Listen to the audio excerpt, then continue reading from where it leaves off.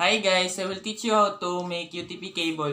I will start step by step so that you can understand carefully. But before that, please like, share, and subscribe my YouTube channel. We need to prepare all the tools. We have Ethernet cable, Rj45, LAN tester, and crimper.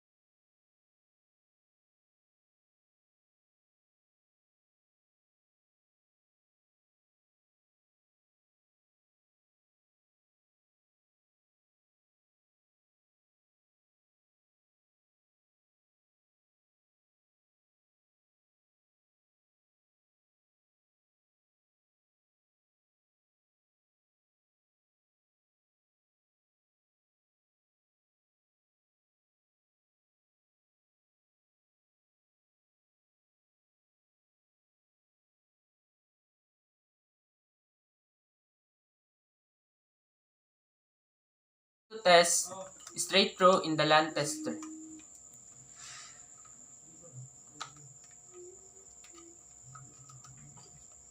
Now, I'm going to test crossover.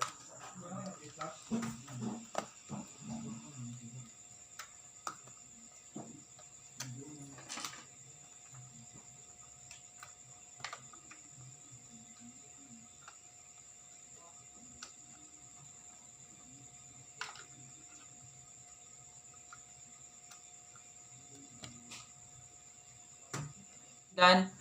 So please don't forget to like and share, subscribe my YouTube channel. Thank you.